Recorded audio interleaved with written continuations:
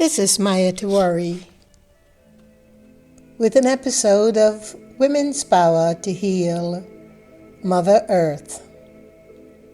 In this episode, we will explore the food crisis around the world with certain examples that show that it is not that we have no solution or no solution that works, but that we have the wrong masters at the helm of our food revolutions and movements around the world. First off, we should have no need to have a food revolution or a movement for that matter.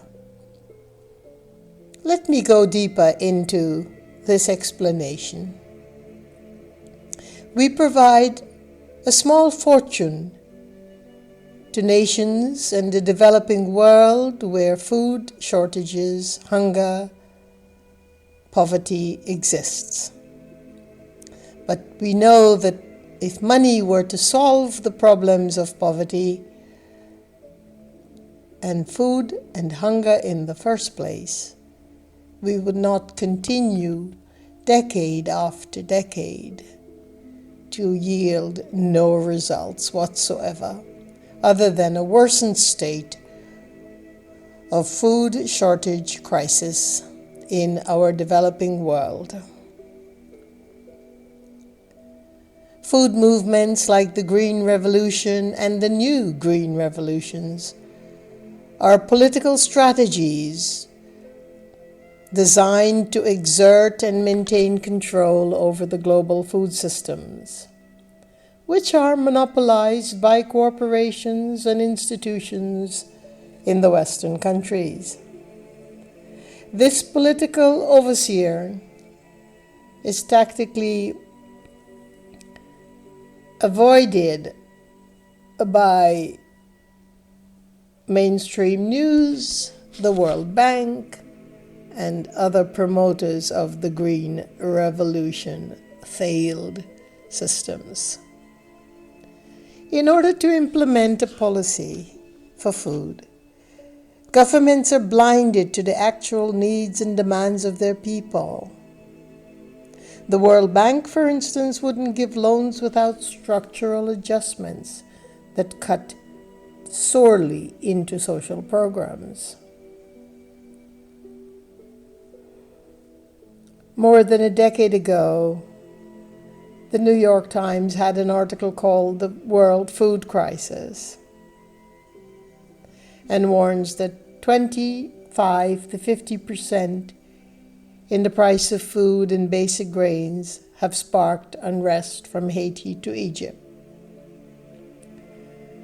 The Times did lay the blame on the doorsteps of the northern countries, such as Denmark, Finland, Iceland, Norway, Sweden, for their thirst for ethanol, pointing out that the substitution of fuel crops for food crops account for at least half of the rise in the world's corn demand in each of the past few years.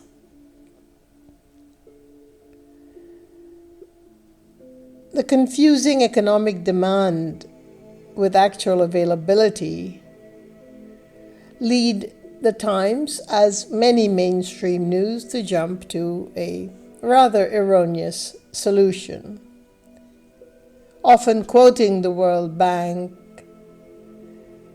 they say that the Green Revolution is there to increase farm productivity and raise crops, the yields of crops, for instance, in Africa. This is, of course, a likely response. Along with the International Monetary Fund, they forcibly apply the Structural Adjustment Program some years back called SAP, which is responsible for destroying the capacity of the African nations to protect their own domestic agricultural systems or to even develop it. and from dumping subsidized grain imported from US and Europe. This report was written about in foodfirst.org by two very well-informed journalists, Eric Holz Jimenez and Raj Patel. And I'm quoting, taking the liberty of quoting from their article, which was published more than a decade ago. To understand the world food crisis, we do need to look at the politics of food that has been the bedrock of our issues with providing enough food for enough people. The issue is that we can't provide the food. We must make each country self-sustaining. The Green Revolution and the new Green Revolution and the amount of GMOs and modified foods and modified seeds and seed control have nothing to do with the outcome of self-sustainability of each nation to thrive with their own farming and their own yields. Over the same 35 plus years, the SAP system has invested 40% of its $350 million a year budget in Africa's Green Revolution. And what have we reaped from this massive investment? Well, according to these two journalists, a big fat zero. Africa's agricultural ministries, national research programs, and basic infrastructure fell under the mighty SAP. African agricultural system has been steadily eroding to almost zero, where we have no real agricultural system that is endemic to Africa's land, natural to its own system, is now non-existent. The entire food systems are vulnerable to economic and environmental shock, hence the severity of the current food price inflation crisis, which goes hand in hand with food insecurity and a lack of food for Africa. The Green Revolution is not just one institution, and it is not static. The new genetically engineered, not so new anymore, Green Revolution is a conglomeration of public and private research institutions supported by tax dollars and conditioned investments from a handful of powerful seed, chemical, and fertilizer monopolies, genetically modified organisms, GMO. So the new Green Revolution is an industrialized modernization paradigm, much like the old campaign. The politics of food are inescapable, and they are not the solution. They have not been the solution in the last 50 years of their tragic performance to the bane of developing countries and their people and the lands there. We have many food movements. We have the organic food movement as well. The big question for organic foods is not the efficacy of the organic food in planting and harvesting and the use of land resources, because it is an excellent example of where we need to go. But the problem is the business of organic foods. Is it available to feed the poor? Absolutely not. Organic farming methods are without question better for the environment, the soil, the people, nature, the ecosystem, our forest, animals, and our health. But the business of organic foods raise as many political and economical and spiritual questions, as did the unsuccessful food revolutions that came before it. The prices of producing organic food is far more expensive than conventional farming when grown for the mass consumption.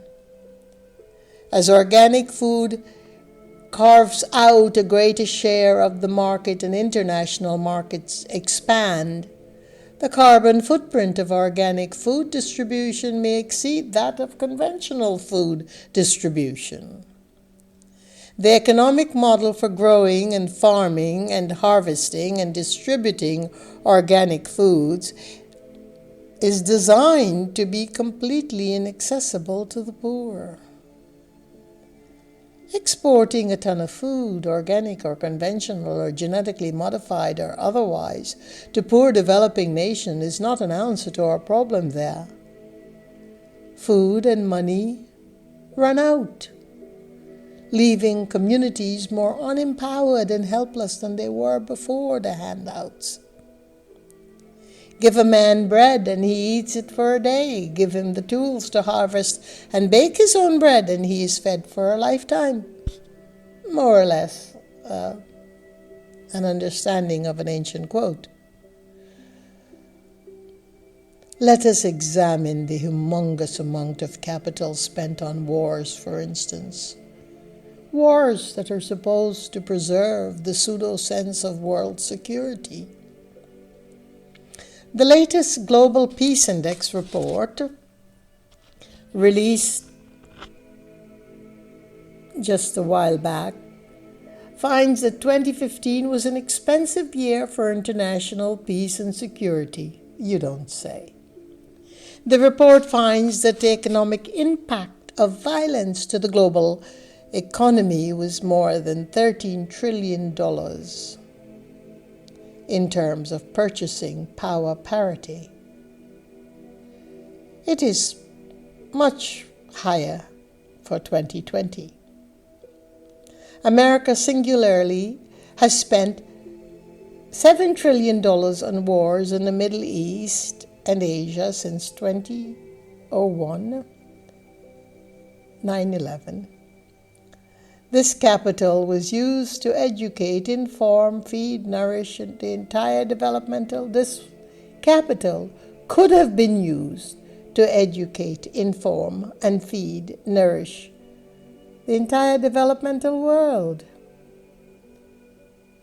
wherein we can then begin to eliminate global poverty and provide abundant food and self-confidence to our less fortunate populations. But are we using our financial wealth in this way? No.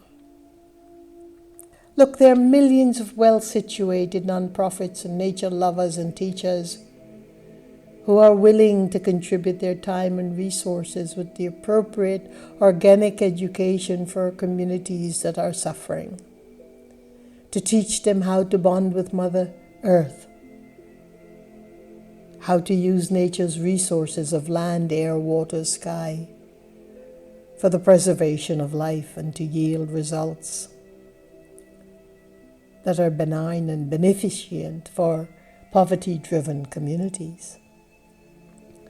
There are organizations and nonprofits that have developed awesome tools to help poor countries in self-sustainability, in farming the land, in clearing drought lands and making them fertile again. If the World Bank and the various governmental organizations and the global polluters and the businesses of food folks can simply step off the path and get out of the way, we can find a solution to global poverty and global food shortage. Organizations can bring heirloom, heritage, organic seeds to the right area, seasonal climates and lands, and position it into natural farming methods for family and community cooperating together that can provide proper levels of nutrients for the malnutrition issues, feed and nourish our population there through demonstrating farming methods that give higher yield using organic practices and tools and items that are commonly found in their region, giving the poorer farmers livestock so they can accumulate some wealth. We can go to developing nations and teach people how to solve their own hunger issues through self-sustaining, organic, natural farming education. We have thousands of living examples around the world if we do choose to embrace a noble reality for all of life, which is not the reality that the corporations and World Bank and such like that are controlling the world food, their aim is very different from the noble reality of sustaining life. Let us take Africa, for instance. Almost every famine in the past 50 years has been in Africa. Hunger, poverty, food insecurity have been the bane of African life for some time. The World Food Programme in 2018 espouses, and I quote, "In general, the principal causes of hunger include poverty, conflict, climate and weather, lack of investment in agriculture, and unstable markets." Poverty is the principal cause of hunger in Africa and elsewhere. What they do not cite is the veiled reality of the disastrous experiments of the Green and New Green revolutions, such as that have devastated the African earth and its people's ability to move forward in any self-sustaining way. More than 45 million people struggled to find food across 14 countries in 2019. Many suffered the compounded effects of years of drought. Failed rains across Eastern Africa, Southern Africa, and the Horn of Africa are seeing another dire season for farmers, increasing food prices and driving up aid needs of tens of millions of already vulnerable people across 3 regions. In 2017, a year in which the United Nations labeled the crisis the worst in decades, some 38 million people were in need. Yet we know that the industry of humane sciences and lifestyle practices have a wealth of solutions waiting to be applied. We simply must find a way to open the gateway to applying them and getting the demons of food control out of the way. Just recently, a team of scientists studying drought helped build the world-leading famine prediction model called the Humanitarian Earth System Science Project. Climate Hazards Centers, CHC for short, of the University of California, and UCSB in Santa Barbara, these researchers took notice. These climate models, fed by the shifting ocean data, pointed to troubling conclusion, and their research and application have been an absolute key to improving the speed and accuracy of drought prediction, so appropriate measures can be taken to either prevent or remedy.